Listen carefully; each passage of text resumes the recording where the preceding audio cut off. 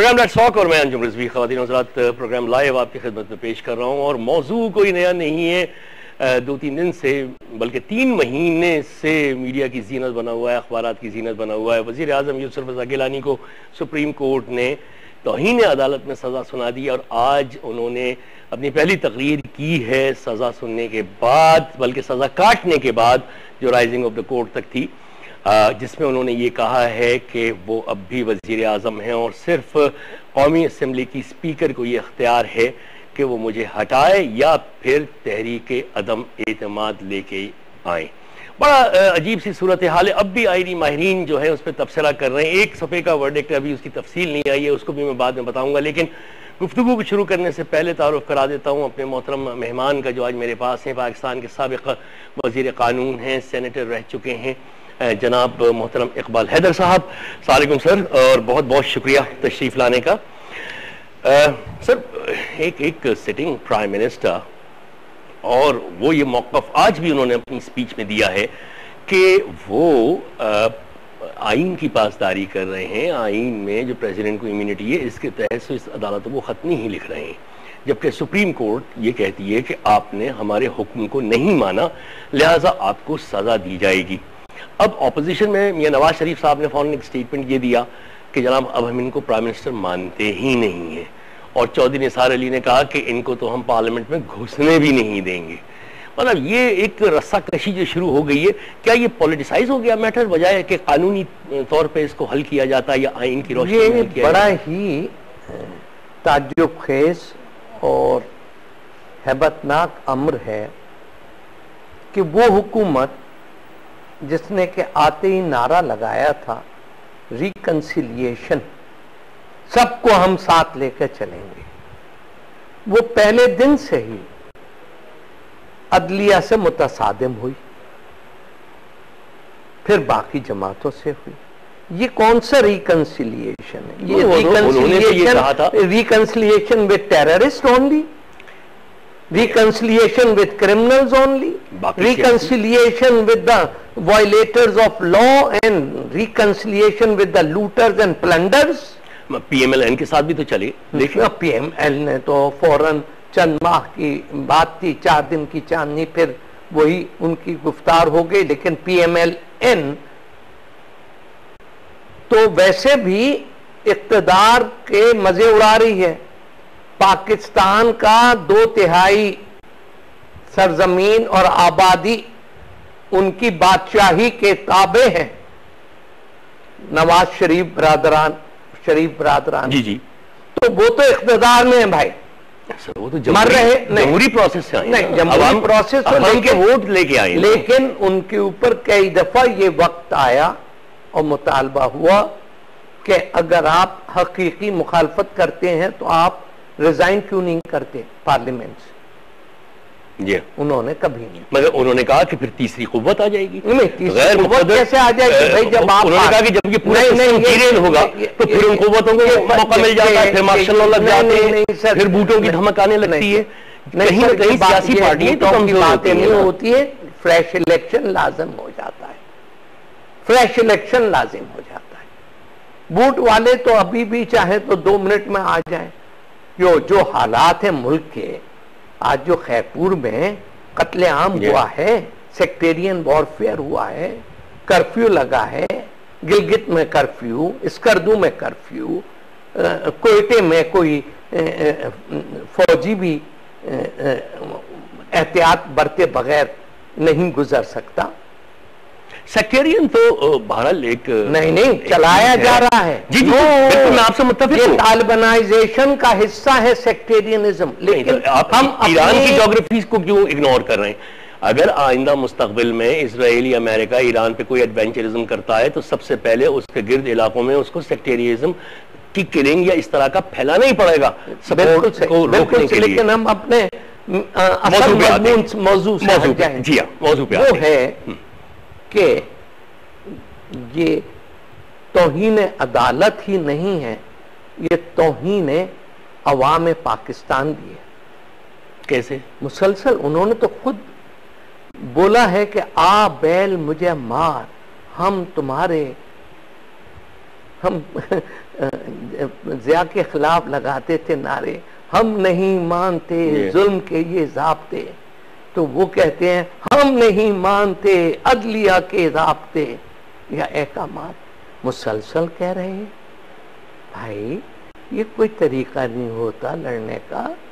आप मोहतरमा शहीद बेनज़ीर भुट्टो के अगर वारिस हैं तो बेनज़ीर भुट्टो के खिलाफ अदलिया के सख्त से सख्त फैसले आए।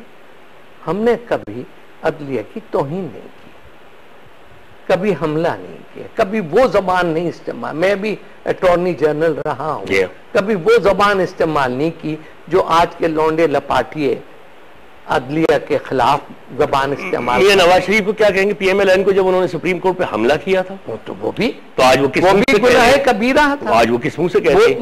मैं तो उनको डिफेंड कर ही नहीं रहा, मैं तो ये कह रहा हूँ कि उनके मुतालबे जो हैं, नवाज शरीफ के मुतालबे उन्हें जेब नहीं देते। और ये कह देना फौज आ जाएगी, फौज की कोई जरूरत नहीं है आने की। इस वक्त जो मुल्क की बदतरीन सूरत हाल है, लियारी जैसा इलाका, आज तो पीपल्स पार्टी का गढ़, अमन का गहवारा था। मैं कराची डिवीजन का सदर भी आप रह चुके हैं जी। मैं लियारी के चप्पे चप्पे से वाकिफ हूँ। आज वहां बहुत ज्यादा हंगामा हुआ है, आज भी कल भी कई हफ्तों से कत्लेआम हो रहा है। किस इलाके में जो कि पीपल्स पार्टी की मजबूत तरीन कॉन्स्टिट्यूएंसीज है, उनको तबाह किया जा रहा है। वहां के अवाम को पुश किया जा रहा है कि खबरदार तुम पीपल्स पार्टी को कभी ना नाम लेना ना वोट देना, और कर रहे हैं। कौन कर रहा है सर? ये हुकूमत कर रही है। हुकूमत कर रही है, अपनी ही कॉन्स्टिट्यूंसी को खराब कर रही है। एब्सोल्युटली कराची से नहीं तो ये कहना कि हुकूमत को नहीं पता कौन कर रहा है, तो फिर ये तमाम एजेंसियों को आप बर्खास्त कर दें, खत्म कर दें स्पेशल ब्रांच, खत्म कर दें CID, खत्म कर दें ISI, खत्म कर दें IB, खत्म कर दें MI। ये निकम्मे हैं, ये पाकिस्तान के अवाम के कातलों को नाम लेते हुए घबराते हैं, डरते हैं। क्या मुसलसल कत्लेआम का सिलसिला जारी है, चित्राल से लेकर कोयटे तक, बशमूल पंजाब और कराची के। कहते हैं हमें नहीं मालूम। अगर तुम इतने, मैं नहीं मानता कि तुम्हें नहीं मालूम, तुम्हें अच्छी तरह से मालूम है, तुम इतने भी निकम्मे नहीं हो। लेकिन आप अवाम के दुश्मनों, पाकिस्तान के दुश्मनों को बर्बाद करने के बजाय, टारगेट करने के बजाय उन्हें दिफाए पाकिस्तान का नाम दे देते हैं। दुश्मनाने पाकिस्तान को दिफाए पाकिस्तान के नाम देकर उसकी सरपरस्ती कराई जाती है। सिर्फ दो ही कुव्वतें हैं जो कि जलसा कर सकी, जिन्हें पुष्पनाई हासिल थी। मैं समझ गया आपका इशारा। कोयटे में मैं इशारा नहीं, मैं खुल के बात करता हूँ। खुल के बात कर रहे हैं। इमरान खान और फिर दिफाए पाकिस्तान। मगर दोनों के पीछे बलोच रिप्रेजेंटेशन तो नहीं थी ना, ज्यादा पश्तून और हजारे थे ना इमरान खान के जलसे में भी। नहीं मेरे भाई, वो तो पंजाब से भी भर कर ले गए थे, सिंध से भी कुछ दीवाने चले गए होंगे। वो बात नहीं, असल मसला है मुल्क के हालात का। मुल्क में सिर्फ ये मसला है तौहीन अदालत ही नहीं, तौहीन अवाम हो रही है। अब इसी और तौहीन आइन भी हो रही है। हाँ, मगर इसमें तौहीन बेनजीर की वसीयत भी हो रही है। तो इकबाल हैदर साहब, इसमें तो फिर अब ये जो एक सफे का टेक्स्ट है, जो फैसला आया है, वो कहते हैं कि for the reasons to be recorded later, the accused Syed Yusuf Raza Gilani, prime minister of Pakistan, chief executive of the federation, is found guilty of and verdict for convicted for contempt of court under Article 204(2) of the Constitution of the Islamic Republic of Pakistan 1973. Read the Section 3 of the Contempt of Court Ordinance 5 of 2003 for willful flouting, disregard and disobedience of the court's directions contained in paragraph number 178 of the judgment delivered in the case of Dr. Mobile Shasan.